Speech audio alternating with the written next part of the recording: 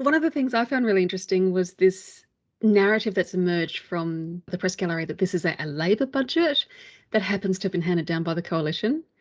And I I'm not buying it. I call shenanigans on it because to me, it really seems to be a Liberal budget that is no longer constrained by the debt and deficit narrative. And so they've just gone and spent all this money on their interest groups and their donors. This is not a Labor budget. I think the narrative is it's a Labor budget in terms of it being massively huge spending, but it's what they're spending it on that I think is far more important. And it's not a Labor budget in that they've done nothing to actually fix the austerity that they've laid on vulnerable people over the last 8 years.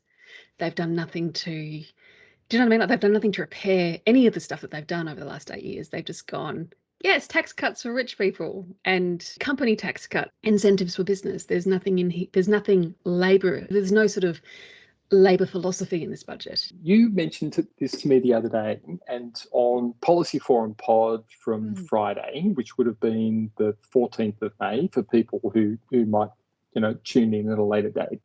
It was Professor John Falzon, I think I've got his name right there, who described this notion of the knife of austerity that's been driven into the backs of large sections of Australians, the out of work, the aged, the infirm, the disabled, and over a number of years, the government has gradually driven the knife in and reduced their funding. And his point and a critique of the budget was that they have done nothing to withdraw that knife. There's nothing in this budget that actually winds back any of that austerity that's been gradually and painfully driven into large segments of the Australian population over the last 7 or 8 years. There's just nothing in it at all. So whilst we see spending on social issues, and while we see spending on things that might be traditionally Labor,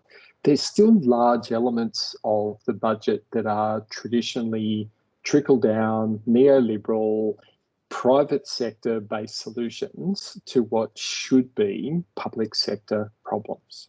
I think that's completely true. And I think the one thing that's also often forgotten in this commentary that we're getting about this budget, of it being a Labor budget or anything like that, is we're in a pandemic. Yeah, we actually do need, you need to spend and you need funding because there's actually massive job losses. We've got industries falling. Like economically, we're not going so well. So to say that it's a Labor budget because there's actually been spending, it's like, well, that was obviously what was going to need to happen. And it comes back to that point of, so what is it really that they're spending it on? Because it's not just the sum of money, it's actually what it is that they've spent the money on or intend to spend the money on in 11 years for some of it.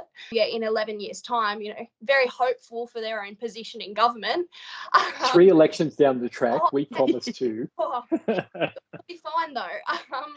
But yeah, we're in a pandemic. It's not a Labor budget. What I my political and economical nerd would have found interesting is what the Labor Party, like if the Labor Party was not constrained by the debt and deficit narrative and not constrained by the Murdoch press and other sections of the press losing their minds over Labor spending money, what they would have done if they happened to have been in government. And I think it would have been a very, very different budget. Labor, if they were in the same position that the coalition are currently in.